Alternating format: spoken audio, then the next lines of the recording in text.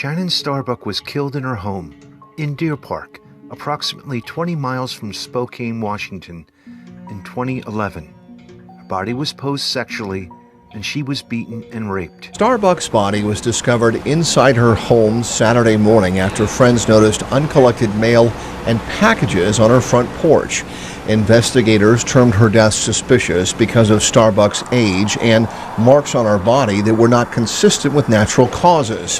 However, there were no obvious signs of trauma, and it wasn't until the medical examiner found those indications of strangulation that detectives knew they were after a killer.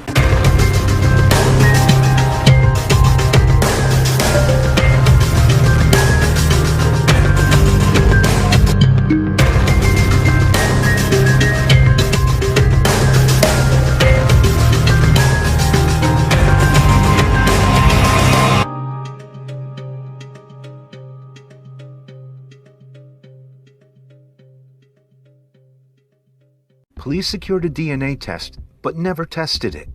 Whoever killed Chanin Starbuck managed to slip inside her home without breaking doors or windows and knew there would be no other witnesses to the murder. It's why detectives are relying heavily on DNA evidence left at the scene and on the victim. Investigators want to compare those results against DNA samples provided by people close to Starbuck, including her former husband and older children. And from the results, we have been able to eliminate people that we've contacted and talked to about this homicide. Sheriff's detectives are not saying who they've eliminated as a suspect. Several men Starbuck had met through online dating also submitted their DNA and have been interviewed by investigators. We have to rely on the evidence and what the evidence tells us, and just good interviews, talking with people, and putting the case together. Investigators have also reviewed records of Chanin and Clay Starbuck's contentious divorce. At the time of her death, Clay owed his ex-wife more than $9,000 in back child support and maintenance. We're aware of how the payout was supposed to go.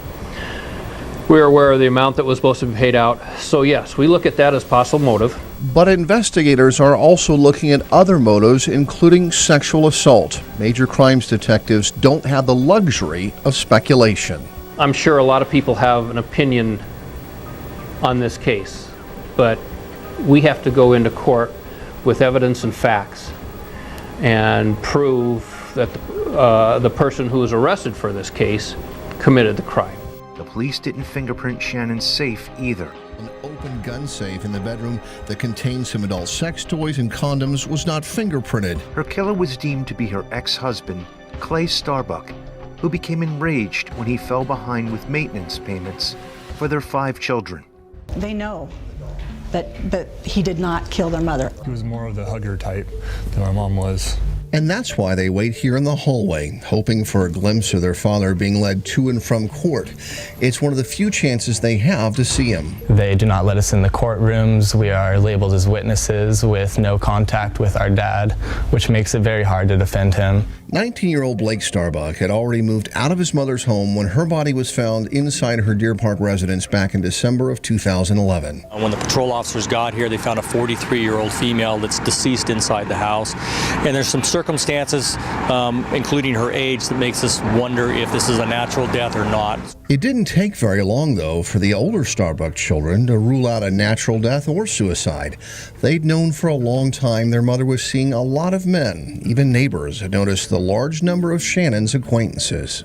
She would leave early in the morning, 2 in the morning, come back at 5, 6, and my neighbor was worried about the safety of my 3 younger siblings. After taking a look at Chanin's computer, homicide detectives realized Chanin was involved in online dating, and those prospective boyfriends quickly became persons of interest. One of the first suitors to step forward was Lewis and Clark High School teacher John Kenline, who went to Chanin's home several times the same day she was killed. I knocked on the door. She didn't come to the door. He was surprised because she'd always been available when they had meetings before and never stood him up. And so he actually even walked around the house trying to find out if something was wrong. When Kenline learned from investigators what had happened to Chanin after she was already dead, he was even more determined to help sheriff's deputies identify her killer. Answering every single question, DNA, alibi, giving him the texts and the emails that he had and anything from his computers that he had, he provided to law enforcement immediately. Detectives say a sample of Ken Line's DNA would later eliminate him as a suspect, but the Starbuck children think investigators were working from an incomplete list of possible killers. There are a lot of suspects that I think that the prosecution has not looked at.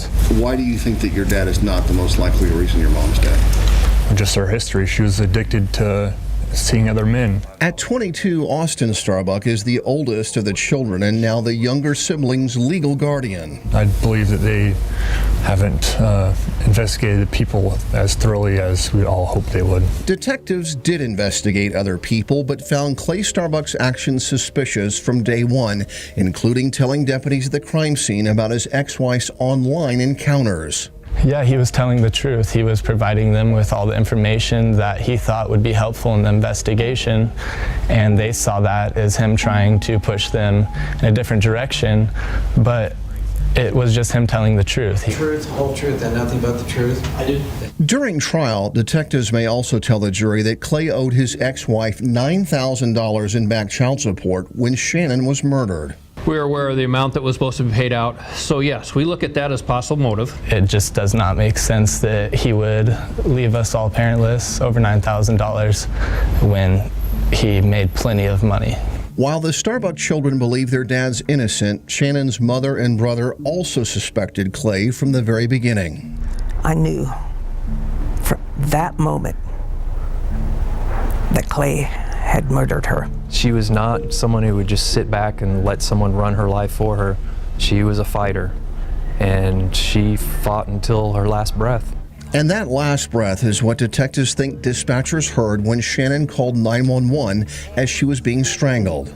911, what are you reporting? Hello?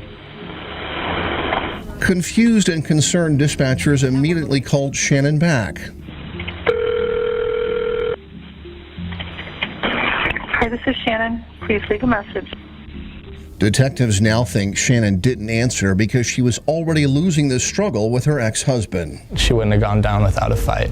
My dad did not have any marks on him. But detectives say they did find male Starbuck DNA on Chanin's throat, cheek, and cell phone. Her sons say that's not surprising, given that Chanin and Clay shared this same home until they were separated for the divorce. My dad had driven her vehicle. There's DNA all over that house, and it would just be as easy for her to touch a sweatshirt and do her makeup in the morning, and she would have that trace DNA on her hands and neck, but it was not found anywhere else. You honestly don't believe your dad killed your mother? No. No, not for a second. Whoever killed Chanin Starbuck also sexually violated her remains. We want to send a message in this case, so we're going to charge as much as we can on Mr. Starbuck and try to prove it in court. Chanin Starbuck's death has divided a family and left 5 kids with the prospect of having no parents in the future.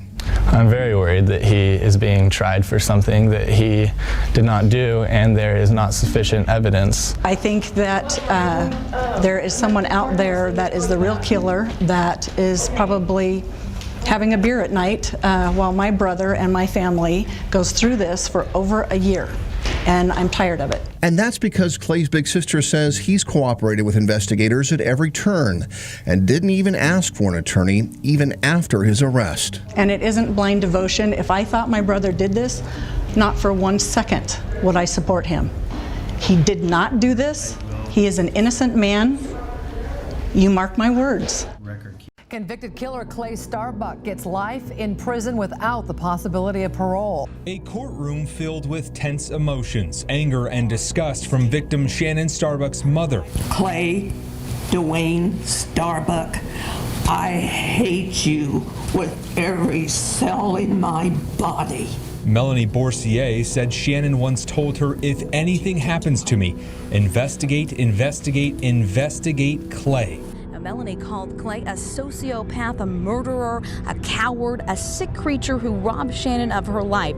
Now, Melanie said that Chanin had told her before, if anything happens to me, investigate Clay, investigate Clay. She was visibly shaking as she called Clay a sociopath, a murderer, and even compared him to Ted Bundy. Now, we also heard from Shannon's brother, sister, and several close friends who spoke on her behalf.